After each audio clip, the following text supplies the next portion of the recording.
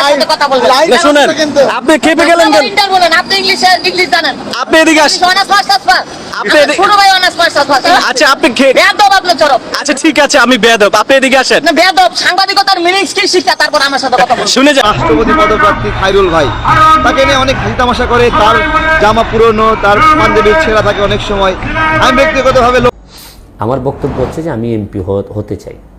MP হইতে চাওয়া কিন্তু খারাপ না, কিন্তু যে কোনো মূল্যে এমপি হইতে চাই না। আসসালামু আলাইকুম, আপনারা সবাই কেমন আছেন? আশা করছি সবাই ভালো আছেন। তো আমি আপনাদের কাছে দেখাবো রাষ্ট্রপতি পদপ্রার্থী খায়রুলকে নিয়ে হঠাৎ কি বললেন গণ অধিকার পরিষদের তারেক ভাই, যা আপনারা শুনলে অবাক হয়ে যাবেন। আর এইদিকে এমপি হতে চান ব্যারিস্টার সুমন। তো আমি আপনাদের কাছে এই দুটি ভিডিও ফরমেশন করে দেখাবো। তো আজকের ভিডিওটি অত্যন্ত গুরুত্বপূর্ণ। তো আমি আশা করবো যে আপনারা এই সম্পূর্ণ ভিডিওটি দেখবেন, আর এই সম্পূর্ণ ভিডিওটি দেখলেই বিস্তারিত জানতে পারবেন। আর এই ভিডিওটি দেখানোর আগে আপনাদের কাছে আমার ছোট্ট একটি রিকোয়েস্ট, আর আপনারা যদি আমার চ্যানেলে নতুন হয়ে থাকেন তাহলে এরকম নতুন আপডেট নিউজ সবার আগে পেতে আমার এই চ্যানেলটি সাবস্ক্রাইব করে আমার সাথেই থাকুন। আর এখন চলুন আমরা প্রথমে দেখে আসি রাষ্ট্রপতি পদপ্রার্থী খায়রুলকে নিয়ে গণ অধিকার পরিষদের তারেক ভাই কি বলেছেন সে ভিডিওটি। রাষ্ট্রপতি পদপ্রার্থী খায়রুল ভাই, তাকে নিয়ে অনেক হাসি তামাশা করে, তার জামা পুরনো, তার পাঞ্জাবির ছেঁড়া থাকে অনেক সময়। আমি ব্যক্তিগতভাবে লোকটাকে অনেক ভালোবাসি, ঠিক আছে? সে যে রাষ্ট্রপতি পদপ্রার্থী হতে চেয়েছে, এই সাহসটা কতজন করে? মানে আপনারা বলতে পারেন যে ফুটপাতের একটা ছেলে কেন এটা হতে চাইবে? উনি আসলে হতে চান না, উনি আসলে হতে চাওয়ার সুযোগ কেন না, এই প্রশ্নটা করেন। ওনাকে রাষ্ট্রপতি হতে হবে এটা না, আমি কথা বলেছি। বিষয় হলো যে কেন রাষ্ট্রপতি পদে আবেদনের সুযোগ থাকবে না, এই প্রশ্নটা কেউ উত্তর দিতে পারবে? এই যে রাষ্ট্রপতি নির্বাচন হলো, চুপ্পু সাহেব নিজের নাম থেকে চুপ্পু সাহেবটা বাদ দিছে, ঠিক আছে? আমেরিকার মুসি হয়েছে। হ্যাঁ, এখন ওনার চুপ্পু নাম ওনার লজ্জা লাগে। তো আমার কথা যে আপনি আপনার নাম নিয়ে লজ্জা পাচ্ছেন, আপনি কিভাবে রাষ্ট্রপতি দায়িত্ব পালন করবেন? আপনার নাম চুপ্পু হোক, গোবরা হোক, আর যেটাই হোক, ঠিক আছে? এটা তো আপনার নাম, বাবা মা দিছে, এটা নিয়ে অসম্মানের কিছু নাই। আমি যেমন আমার নাম তারেক, আমাকে বিএনপি তারেক রহমানের সঙ্গে তুলনা করে অনেকে ট্রোল করে, কটাক্ষ করে। আমার আব্বা আম্মা এই নাম দিছে, সূরা আত-তরিক নামে একটা সূরা আছে, ঠিক আছে? অর্থাৎ সোজা পথ, সহজ পথ। তো আমি এটা নিয়ে কোনো কনফিউশনে থাকি না, নির্দ্বিধায় কাজ করেছি। কোটা সংস্কার আন্দোলনের সময় তারেক ভাই, আপনার দলটার নাম বলেন, আর আজকে বর্তমান আগামী রাজনীতি কি রকম হতে পারে? আমাদের আগামী যে রাজনীতিটা আসছে, এই রাজনীতিতে খুবই অশনি সংকেত রয়েছে। কারণ শেখ হাসিনা কখনোই চায় না সে যাবে। এই জায়গায় খালেদা জিয়া এবং শেখ হাসিনার সঙ্গে পার্থক্য যে খালেদা জিয়া মহানভাবে নিজের মনকে উদার করে তত্ত্বাবধায়ক সরকার দিয়েছিল, আর শেখ হাসিনা নিজের মনকে সংকীর্ণ করে তত্ত্বাবধায়ক সরকারটা বাতিল করে দিয়েছে। একজন উদার আর একজনের মন সংকীর্ণ, এটা হলো পার্থক্য। বেয়াদব, লেখাপড়া করে আসে আমার সাথে কথা বলবেন। শুনেন, আপনি খেপে গেলেন কেন? ইন্টার বলেন, আপনি ইংলিশ জানেন। আপনি এদিকে আসেন। Honours masters pass. আপনি ছোট ভাই অনার্স মাস্টার্স পাস। আচ্ছা আপনি বেয়াদব আপনি চরম। আচ্ছা ঠিক আছে, আমি বেয়াদব, আপনি এদিকে আসেন। না বেয়াদব, সাংবাদিকতার মিনিংস কি শিক্ষা, তারপর আমার সাথে কথা বলবেন। শুনে যান। সাংবাদিকতার সূত্র কি, সাংবাদিকতা কাকে বলে সেটা কি? শুনেন, কথা বলবেন। না এদিকে আসেন, শোনেন। চরম বেয়াদব আপনি। সাংবাদিকতার বই পড়ি আমি, আপনি বই পড়েন। আপনি সাংবাদিকের প্রতি নিজেকে নিজে দাবি করছেন এবং রাস্তার ফুটপাতেও কিন্তু তিনি ঘুমায়, এরকম কিছু আমরা অভিযোগ শুনেছি। আপনার নাম হচ্ছে খায়রুল। আচ্ছা, আপনি নিজেকে নিজে রাষ্ট্রপতি দাবি করছেন। আপনি তো এটা, আপনি যে কথাটা বলছেন এটা আপনি আপনার মতন করে বলছেন। আমি যে নিজেকে রাষ্ট্রপতি দাবি করছি, এই কথা কে বলছে আপনাকে? আমরা আপনার কিছু ভিডিও দেখেছি সোশ্যাল আমি মিডিয়ায়। আমাকে রাষ্ট্রপতি দাবি করি না, আমি বলছি আমাদের মহামান্য রাষ্ট্রপতি শাহাবুদ্দিন চুপ্পু সাহেব, তাকে সম্মান জানাই, শ্রদ্ধা জানাই। যেহেতু আমি জনগণের প্রত্যাশিত রাষ্ট্রপতি এবং জনগণ আমাকে চায়, সেইটা বলছি। জনগণের রাষ্ট্রপতি হিসাবে চায়, সেইটা বলছি। আমি তো নিজেকে রাষ্ট্রপতি বলি না। আপনি বলছেন জনগণ আপনাকে রাষ্ট্রপতি চায়, মানে আপনি কি যোগ্যতা আছে? প্রার্থী। আপনার কি যোগ্যতা আছে? যোগ্যতা একাডেমিক যে যোগ্যতা থাকা দরকার, বিএ পাস, এটা আছে। আর আপনার জনগণ আমাকে যেহেতু চায়, জনগণের প্রতিনিধি, সেই হিসাবে আমার একটা যোগ্যতা আছে। যেহেতু হিরো আলমকে ছোট করে দেখছি না, সে মোটামুটি শিক্ষিত, সে এমপি ইলেকশন করছে, তা আমি তো বিএ পাস, আমি তো করতেই পারবো স্বাভাবিক। রাষ্ট্রপতি ইলেকশন আমার যোগ্যতা আছে। আপনি কোথায় বিএ পাস করেছেন? এই হাবিবুল্লাহ বাহার। সেখানকার কোনো সার্টিফিকেট আছে? আছে। হ্যাঁ আছে। আচ্ছা, একজন বিএ পাস করলে কি সে রাষ্ট্রপতি নিজেকে দাবি করতে পারে? অবশ্যই পারে, সংবিধান অনুযায়ী। কোন যুক্তিতে আছে? সংবিধান অনুযায়ী আছে। হিরো আলম অল্প শিক্ষা হইলো, সে তো একটু সে তো পার্লামেন্টে সে ইলেকশনও করছে। আমার যোগ্যতা জনগণ বিচার করবে, আর পার্লামেন্ট সংবিধান। জনগণ তো আপনাকে পার্লামেন্ট আমার সংবিধানের অনুযায়ী আমি রাষ্ট্রপতি ইলেকশন করার যে যে যোগ্যতা আমরা নির্বাচন কমিশন আছে, সেইটা নির্বাচন কমিশন যোগ্যতার বিচার করবে, সেইটাই। আপনার কিছু ভিডিও দেখেছি সোশ্যাল মিডিয়াতে ভাইরাল হয়েছে, জনগণ আপনাকে বলছে, আপনি বলছেন হিসাবে চায়, কিন্তু ওই জনগণ আপনাকে আবার পাগল বলে কেন? কেউ পাগল বলেন কমেন্ট সেকশনে আমরা আমরা তো প্রধানমন্ত্রীরা পাগল বলে, দুর্নীতিবাজ বলে। প্রধানমন্ত্রী কি আসলে দুর্নীতিবাজ? তাকে বলে কেন?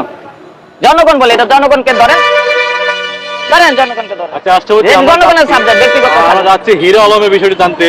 আপনি বলছেন হিরো আলমকে আপনি পড়াবেন, তাকে আপনি কোচিং করাবেন। এটা ব্যক্তিগত ভাবে বলছি যে হিরো আলম বিশ্ববিদ্যালয় অলরেডি ভর্তি হয়ে গেছে, আমি মেসেজ পাইছি বিভিন্ন অনলাইনে। সে তো একটা ভালো কাজ করছে। হিরো আলম এদেশের হিরো। সে যদি লেখাপড়া আর একটু উচ্চতর ডিগ্রি নেয়, তারে লেখাপড়া নাই বলি না, মোটামুটি লেখাপড়া জানা লোক, সে আরো উচ্চ শিক্ষা নেয়, যদি তার আমার শুধু আমি না, বাংলাদেশের জনগণ তাকে সহযোগিতা করা উচিত যে কোনো ব্যাপার, লেখাপড়ার ব্যাপারে। কারণ সে আগামী রাষ্ট্রনায়ক হইতে পারে। তাকে আপনি কিভাবে ছোট করে দেখবেন? রাষ্ট্রপতি সাহেব, আপনার নামটা একটু জানা হলো না। আমার নাম খায়রুল ইসলাম। আপনার নাম হচ্ছে খায়রুল ইসলাম। আপনি বলছেন আপনি বিএ পাস করেছেন, আপনি মূলত থাকেন, সার্টিফিকেট আছে, আপনার সার্টিফিকেট রয়েছে। আপনার ফ্যামিলিগত কে কি রয়েছে? ফ্যামিলিগত আমার ছোট 4 ভাই বিদেশ, মা বাবা আছে বাড়ি। এই বাবা বেঁচে আছে আপনার? আছে, সরকারি চাকরি করতে। আপনি যে এই যে কন্টিনিউ আমরা যেটা দেখছি ফেস ক্লাবের সামনে আসতেছেন, একই পাঞ্জাবি পরে আপনি থাকতেছেন, এবং হচ্ছে আপনারা জোনাকি হলের সামনে কিছুদিন রাস্তায় রাতের বেলা ঘুমিয়েছিলেন, রাইট? হ্যাঁ, অনেকদিন। কিন্তু আপনি রাস্তায় ঘুমিয়েছেন, আপনি বলছেন আপনি জনগণ আপনাকে রাষ্ট্রপতি হিসাবে দেখতে চায়, তাহলে আপনি একজন কিভাবে রাস্তায় ঘুমায় থাকেন বলেন? শোনেন, বাংলাদেশ না পৃথিবীর মুসিও কিন্তু রাষ্ট্রপতি হয়েছে। আপনার এই বাংলাদেশে যেহেতু শাসকরা, এই দেশের জনগণ রাস্তার ফুটপাতে ঘুমাইতে হয়, সেই কারণেই ফুটপাত থেকে নতুন রাজনীতির উৎস সৃষ্টি হয়েছে, জনগণ পর্যন্ত পৌঁছে গেছে। জনগণ চায় যে ফুটপাত থেকে আবার রাষ্ট্রপতি হোক। আমার বক্তব্য হচ্ছে যে আমি এমপি হতে চাই। এমপি হইতে চাওয়া কিন্তু খারাপ না, কিন্তু যে কোনো মূল্যে এমপি হইতে চাই না। আমি নৌকার আওয়ামী লীগের কাছে নমিনেশন চাইব, হইলে আমার এলাকার জন্য। এলাকার মানুষ, বেশিরভাগ মানুষ বিশ্বাস করে যে যে মানুষটা এমপি হওয়ার আগেই 48টা ব্রিজ বানাই ফেলছে, 37,000 আমের গাছ লাগাই ফেলছি আমি আমার এলাকায় বগুড়া থেকে নিয়ে এসে, তো যে মানুষটা এত কাজ করতে পারে এমপি হওয়ার আগেই, এই ধরনের মানসিকতা আমার এলাকার মানুষ তো আমার ছোট থেকেই চিনে যে আমি কোন চরিত্রের মানুষ। আমার এলাকার মানুষ বিশ্বাস করে যে আমি যদি এমপি হই তাহলে আমি এলাকার ইতিহাস বদলাই দিব উন্নয়নের। এই কারণেই আমার এলাকার মানুষের ধারণা থেকে আমার মনে হয়েছে যে আমি এমপি হইতে চাই। যদি আমার দল মনে না করে, কোনো অসুবিধা নেই, যাকে নমিনেশন দিবে দল, আমি তার পক্ষে কাজ করব।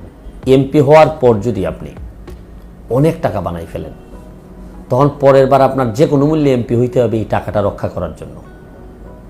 অথবা এমপি হওয়ার পর যদি আপনার ক্ষমতা ব্যবহার করে আপনি অনেক নির্যাতন করে থাকেন মানুষের, আপনি জানেন যে আপনি যদি এমপি না হন তাইলে আপনাকে কিন্তু একেবারে আর থাকতে দিবেন আপনার প্রতিদ্বন্দ্বীরা, কারণ আপনি এদের সাথে এমন কাজ করছেন যে আপনি আর শক্তি ছাড়া ওদের সামনে দাঁড়াইতেই পারবেন না, তখন কিন্তু আপনি যে কোনো মূল্যে আবার এমপি হইতে চাইবেন।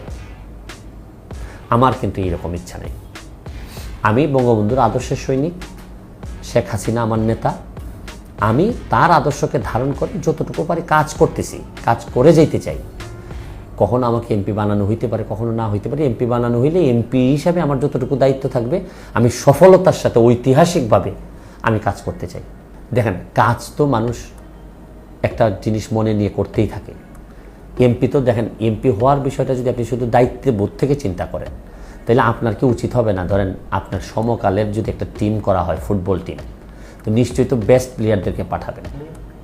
তা এখন আপনি ব্যক্তিগত রাগ, অনুরাগ, অভিমান থেকে যদি আপনি বেস্ট প্লেয়ার সমকালের, আপনি যদি মনে করেন না আমারে তাকে নাই, আমি যাব না, তাতে লসটা তো সমকালের হবে, আপনার টিমটা হেরে যাবে।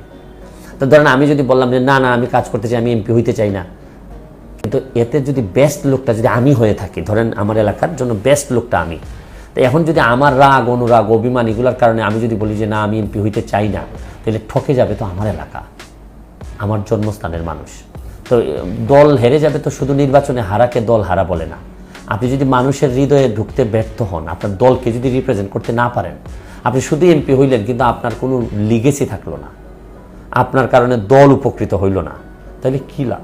নির্বাচন তো নির্বাচনের মতোই হবে, তবে একটা সহিংসতার একটা লক্ষণ দেখা যাচ্ছে যে সহিংসতা হইতে পারে, কিন্তু সহিংসতা তো আসলে আমাদের কারোর জন্য ভালো হবে না, আমাদের দেশের অর্থনীতির জন্য ভালো না, কারোর জন্যই ভালো হবে না।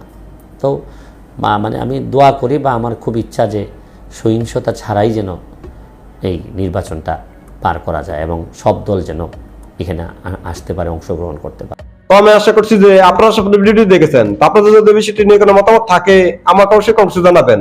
আর আপনারা যদি আমার চ্যানেলে নতুন হয়ে থাকেন তাহলে আমার এই চ্যানেলটি সাবস্ক্রাইব করে আমার সাথেই থাকুন। তো দেখা হচ্ছে পরবর্তী ভিডিওতে। সেই পর্যন্ত সবাই ভালো থাকবেন, সুস্থ থাকবেন। আল্লাহ হাফেজ।